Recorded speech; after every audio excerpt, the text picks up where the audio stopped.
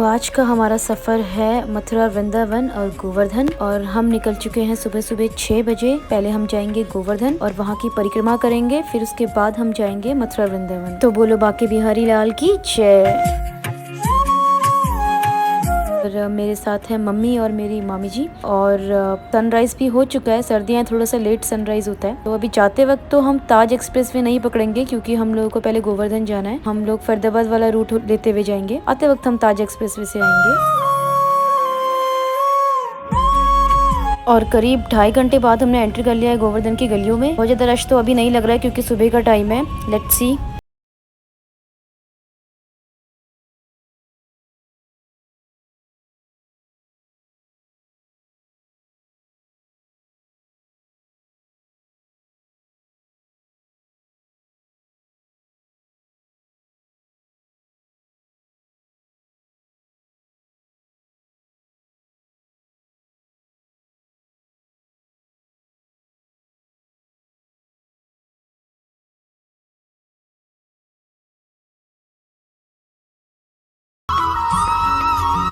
तो हम उतर चुके हैं अपनी गाड़ी से और मेरा हम सबका ये फर्स्ट विजिट है गोवर्धन पर्वत का। और अभी हम लेंगे यहाँ से मिठाई। एक्चुअली मथुरा, वृंदावन, गोवर्धन यहाँ के पेड़े बहुत फेमस है। तो यहाँ भगवान जी को पेड़े ही भोग लगता है। बिफोर स्टार्टिंग मतलब अपने गोवर्धन परिक्रमा स्टार्ट करने से पहले यहाँ पे श्री गिरिराज जी के दर्शन होते हैं। गिरिराज महाराज जी का मंदिर है। गिरिराज गोवर्धन जी का ही दूसरा नाम है। तो यहाँ पे पहले हम उनके दर्शन करेंगे, फिर हम आगे जाएंगे। और हम इसीलिए आज वीकडे में आए हैं, ट्यूसडे वाले दिन, ताकि हमें भीड़ कम मिले। Let's see. गिरिराज जी को यहाँ दूध चढ़ता है। 10-10 रुपए की दूध के ग्लास थे। बट अच्छा है कि अगर आप, ये पानी मिला हुआ दूध था तो वो तो बिजनेस एक है, अगर आपको दूध अपने घर से ला के भी चढ़ा सकते हो आप लोग। और तो हमने लिया दूध और फूल। अब हम अंदर जाके चढ़ाएंगे गिरिराज जी को।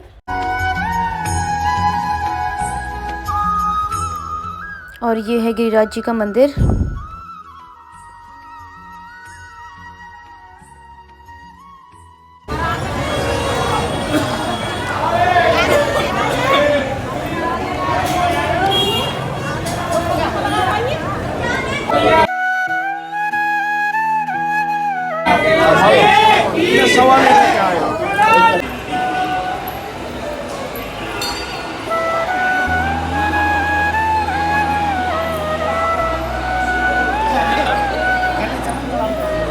बाद में खेलेंगे।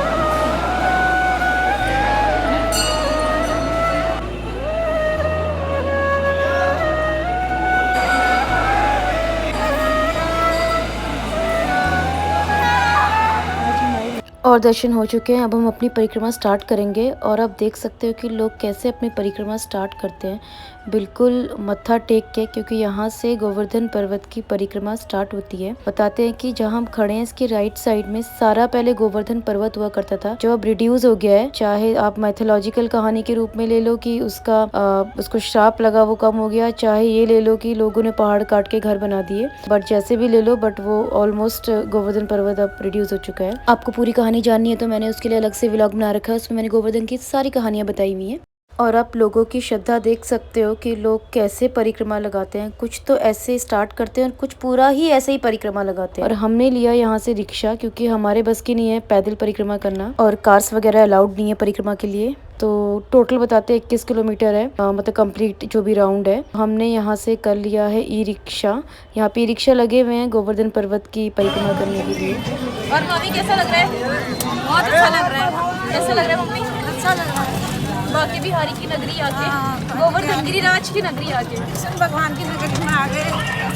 और हमारे लड्डू गोपाल भी आ गए। हमने वो इसमें रखे हैं टोकरी के अंदर, छोड़ रखे हैं अभी। फिर कहीं वो हमने इसमें रखे हुए, कहीं वो खुशी से उछल के बाहर ना आ जाए। अपनी नगरी देख के ना, वो अपनी नगरी देख के बहुत खुश हो रहे थे, इसलिए हमने बोला आप टोकरी में बैठो आराम से। तो ये है बांके बिहारी की नगरी। नहीं, उनकी नगरी नहीं है, ये गिरिराज की नगरी है। ये है गोवर्धन पर्वत। तो हमारे बस की तो नहीं है इतना किलोमीटर परिक्रमा करना, तो हमने कर लिया रिक्शा।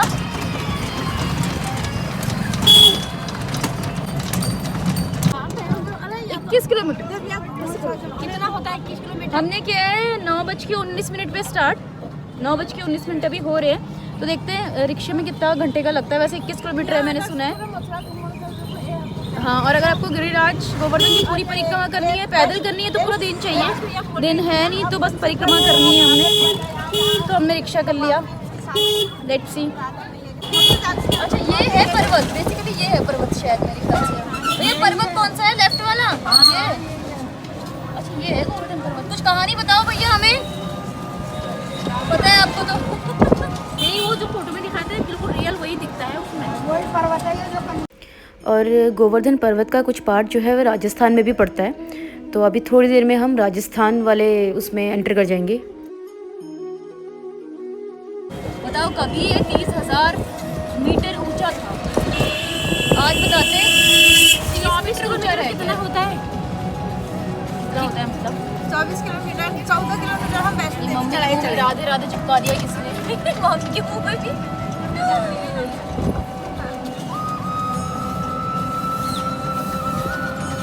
चलो मैं भी गोवर्धन पहली बार ही आ रही हूँ, देखते हैं कैसे। और यहाँ पे आपको हर थोड़ी दूरी में ऐसी मंडली मिलेगी हरे रामा हरे कृष्णा वाली, मतलब भक्तों की तो कतार है यहाँ। हरे राम हरे कृष्णा कृष्णा हरे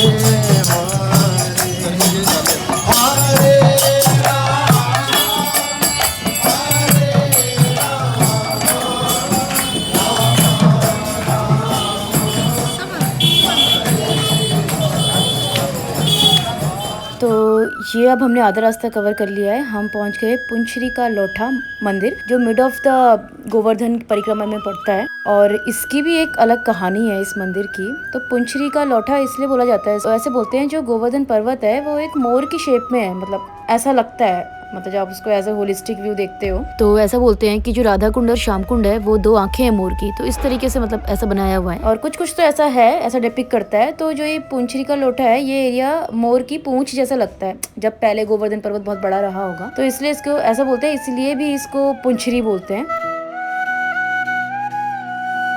और लोठा इसलिए बोलते हैं क्योंकि कृष्ण भगवान के एक बहुत अच्छे फ्रेंड हुआ करते थे, उनका नाम था श्री लोठा जी। उस टाइम जब कृष्ण जी जब ब्रज धाम छोड़ के जा रहे थे, तो वो श्री लोठा जी को भी बोलते हैं कि लोठा जी तुम भी मेरे साथ चलो। तो श्री लोठा जी बोलते हैं कि नहीं, मैं अपनी ब्रज भूमि को छोड़ के आ नहीं सकता, तुम जाओ, और जब तक तुम वापस नहीं आओगे तब तक मैं अन्न जल का त्याग कर दूंगा, मैं कुछ नहीं खाऊंगा। मतलब उनको बहुत दुख था कृष्ण जी के जाने का। तो कृष्ण जी बोलते हैं ठीक है, अगर तुम्हें नहीं आना है तो कोई बात नहीं, मगर मैं तुम्हें इसलिए वरदान दूंगा, कि वो वरदान देते हैं अपने फ्रेंड को कि तुम बिना अन्न जल के भी स्वस्थ रहोगे हमेशा। तो यहाँ ऐसा बोलते हैं कि श्री लोठा जी आज भी उनका इंतजार कर रहे हैं, उनकी याद में बैठे हैं कि कृष्ण भगवान ब्रजधाम वापस आएंगे। तो ये मंदिर उन्हीं की याद में बनाया गया है। और भी इससे बहुत सारी कहानियां जुड़ी हुई हैं। एक बार कुछ गोपियों का झुंड परिक्रमा कर रहा होता है, तो एक गोप, जैसे गोपियां होती है ऐसी गोप होता है, लड़के को गोप बोलते हैं, तो वो गोप मोटा सा तगड़ा सा होता है, वो गिर जाता है। तो उसमें से एक गोपी दूसरी गोपी को बोलती है कि ओरी सखी पूछ रही कौन लोठा। ये भाषा है मथुरा वृंदावन की। तो मतलब वो पूछती है कि पूछ रही है कि कौन लोटा, कौन गिर गया, कौन लुढ़क गया, तो इसीलिए भी बोलते हैं इसका नाम पुचरी का लोटा पड़ा। तो यही है, जिसने जो कहानी सुनी है वो बता देता है एग्जैक्टली क्या है, ये तो खुद कृष्ण भगवान ही जान सकते हैं। और यहाँ पे गायों को केले खिलाए जाते हैं खरीद के।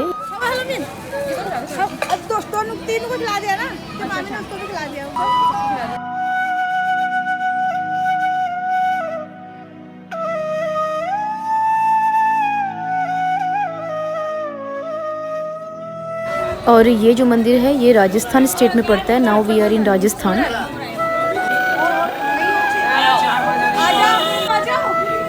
केवल 2 जने जाएंगे अंदर। श्रीनाथ जी के परम सखा मधुमंगल जी, अच्छा, की परिक्रमा साक्षी हैं। जब श्री कृष्ण से मिलने आते हैं, आपके बताते हैं आप किस बाप से आए। अच्छा, श्री कृष्ण श्रीनाथ द्वारा गए, इनको ना बराए में गए भक्तन की हाजी बनना। अब पूछी का लौटे वैसे नाम पड़ा, सखियाँ आई थी, गोपियाँ का इनकी 9 लाख गोपियाँ आपस में बहस हुई, इनमें तू पूछी तू पूछ, तो पूछने नाम पड़ा पूछरी। अच्छा, और फिर वो पूछ करके लौट गई। आप भी लौट जाओगे परिक्रमा, परिक्रमा ढंग से लौट हो जाती है। नंबर आपकी आधी है 6 किलोमीटर। 6 किलोमीटर आपको जाना जहाँ से उठाइए वहाँ पर, और 9 किलोमीटर ज़्यादा कर लीजिए, टोटल जाइए हिसाब से। और इसका धन्यवाद आपका बहुत सारा।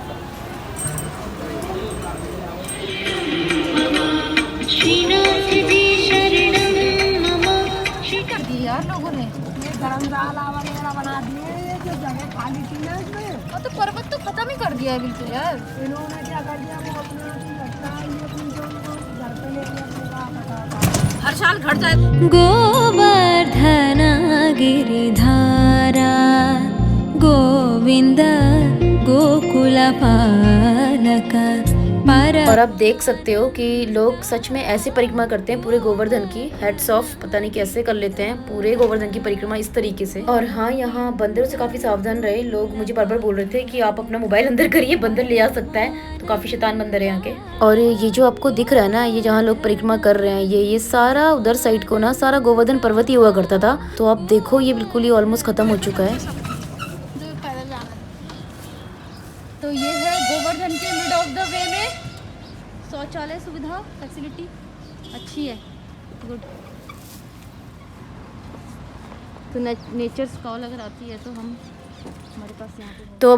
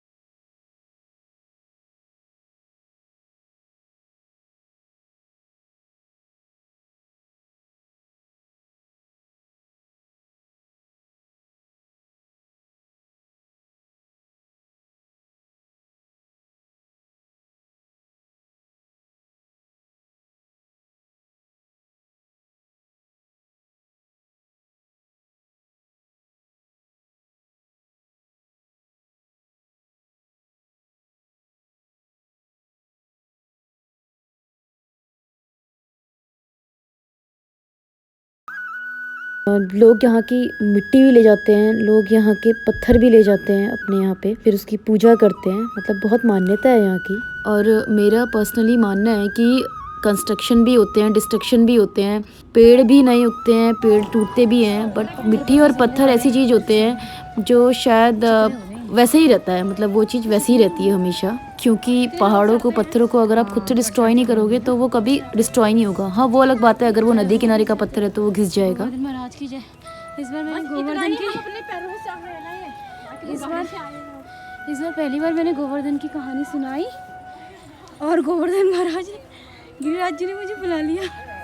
मेरे को उससे पहले इनकी ज़्यादा कहानी पता नहीं थी। मैं तो सोचती थी गिरिराज कृष्ण भगवान का ही नाम होगा, मतलब उन्हीं का होगा रूप।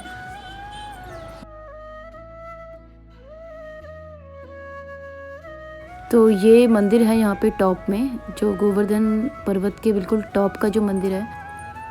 ये हम आ गए हैं गोवर्धन पर्वत की पहाड़ी पे टॉप में। यहाँ साफ साफ लिखा हुआ है दीवारों पर बैठकर फोटो न लें। दीवार प्राचीन है ऐसा। ओह माय गॉड, यहाँ तो बड़ा सुंदर लग रहा है। यहाँ का गाँव होगा, मतलब कभी यहाँ गोवर्धन पर्वत होगा। हाँ, यहाँ गांव बसता है। माय गॉड, देखो पर्वत तो थोड़ा सा ही रह गया। एक्चुअली ये पर्वत ही है जहाँ हम खड़े हैं, जिसको श्री कृष्ण भगवान ने उठाया था अपनी लास्ट वाली फिंगर पे, अपनी लास्ट वाली उंगली पे। और आप लोग देख सकते हो कि पर्वत पे हम खड़े हैं, ये कितना रिड्यूस हो गया है। और ऊपर आए ना सांस चढ़ रही है इसलिए। और ये गांव है जो गोवर्धन पर्वत पे ही बसता है ना मम्मी, जैसे कि मैंने लास्ट वीडियो में बताया था। गोवर्धन ही गाँव होगा। क्यों गोवर्धन पर्वत क्यों रिड्यूस हो गया, इसका साइज़ क्यों घटता जा रहा है दिन प्रतिदिन। आप साइंटिफिकली लॉजिकली देखोगे तो लोग घर बनाने के लिए जगह काटते हैं, तो इसलिए भी रिड्यूस हो जाता है पर्वत। पेड़ पौधे सभी रिड्यूस हो रहा है, सारे पहाड़ रिड्यूस हो रहे हैं, डिक्रीज़ हो रहे हैं।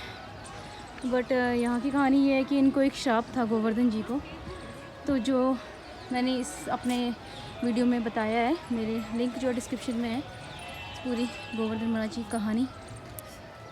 और ये हम कर रहे हैं मंदिर की परिक्रमा। थोड़ा सा मंदिर में आके बैठेंगे। तुलसी उगाने का स्टाइल मुझे अच्छा लगा। अपन लोग पहाड़ में भी ऐसी तुलसी उगा सकते हैं।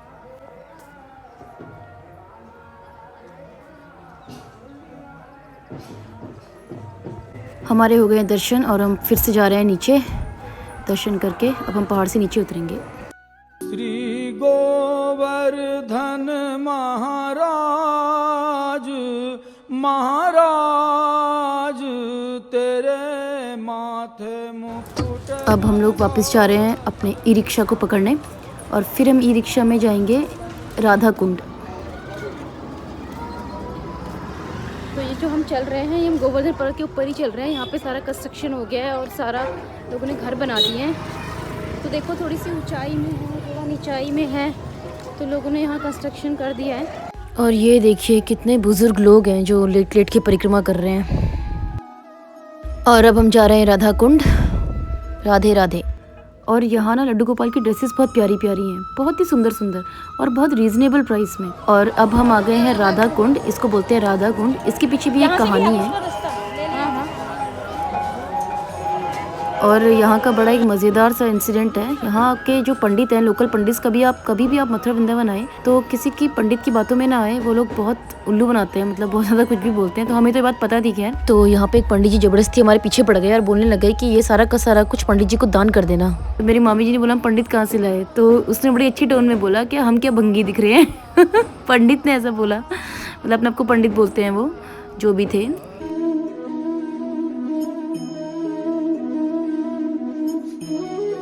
तो ये था राधा कुंड और अब हम जा रहे हैं श्याम कुंड की ओर। तो ऐसा बोलते हैं कि इधर साइड को राधा कुंड है और उधर साइड को जहाँ हम जा रहे हैं श्याम कुंड है और दोनों नीचे से कहीं मिलते हैं, राधा और श्याम कुंड। तो इसकी कहानी ये है कि राधा और कृष्ण जब सब लोग ग्वाला जाया करते थे उस टाइम पे एक राक्षस हुआ करता था। उस राक्षस ने एक बछड़े या बैल का कुछ तो रूप बना के कृष्ण पे अटैक करना चाहा, उनको मारना चाहा। तब बताते हैं कृष्ण भगवान ने उस बैल का वध कर दिया, उसको मार दिया। पर जब उन्होंने राधा को ये बात बताई तो राधा ने कृष्ण को बोला कि भले ही जैसे भी किया आपने एक पशु की हत्या की, भले ही वो राक्षस था बट रूप पे तो पशु के ही आया था, इसीलिए आपको ये पाप धोना होगा। तब बताते हैं कृष्ण भगवान ने अपनी बांसुरी से खोद खोद के यहाँ पे पानी निकाला और कुंड बनाया और फिर उसमें स्नान किया। उसके बाद उनको देख के राधा ने भी अपने कंगन से खोद खोद के कुंड बनाया और उसमें स्नान किया। तो आज इसीलिए ये राधा और श्याम कुंड के नाम से फेमस है। और ऐसे बोलते हैं अहोई अष्टमी वाले दिन अगर कोई भी कपल यहाँ पे स्नान करता है तो उसको, मतलब अगर बच्चे नहीं है तो उसको बच्चों की प्राप्ति होती है, ऐसा यहाँ बोला जाता है, यह की मान्यता है।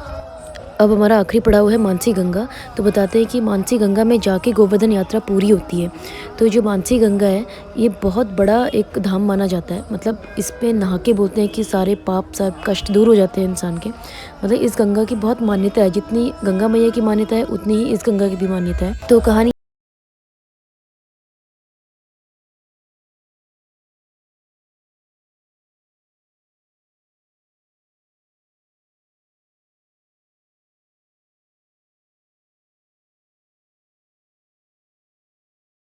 इंसान के सारे कष्ट दूर हो जाएंगे, सारे पाप मिट जाएंगे। तो फिर ये अपना गांव छोड़ के क्यों दूसरी जगह जा रहे हैं धाम करने के लिए, वो भी इतना कष्ट करके, जब भविष्य में भी सबसे बड़ा धाम यही होने वाला है। उन्होंने ऐसा उनके मन में विचार आया, तो जैसे उनके मन में विचार आया तो वैसे ही गंगा वहाँ प्रकट हो गई बोलते हैं रात को। और सुबह उठ के जब सारे उनके पिताजी माताजी ने देखा कि गंगा प्रकट हो गई है तो वहीं पे उनको ये बात समझ में आ गई कि ब्रजधाम ही सबसे बड़ा धाम है। तो फिर उन्होंने वहीं पे पूजा अर्चना की, अपना स्नान किया। तो ऐसा बोलते हैं कि क्योंकि मन में सोचा, मन में आया कि सबसे बड़ा धाम यही है, यहीं स्नान होना चाहिए, तो गंगा प्रकट हो गई। तो इसीलिए इसको मानसी गंगा बोला गया। तो ऐसा कहानी है यहाँ की। और मानसी गंगा के किनारे मुझे एक बड़ी ही एंटीक सी चीज़ दिखी। ये देखो गाय बना रखी है और गाय के थन में इन्होंने कुछ तो टैप नलका लगा रखा है जहाँ से पानी आ रहा है, लोग भर रहे हैं।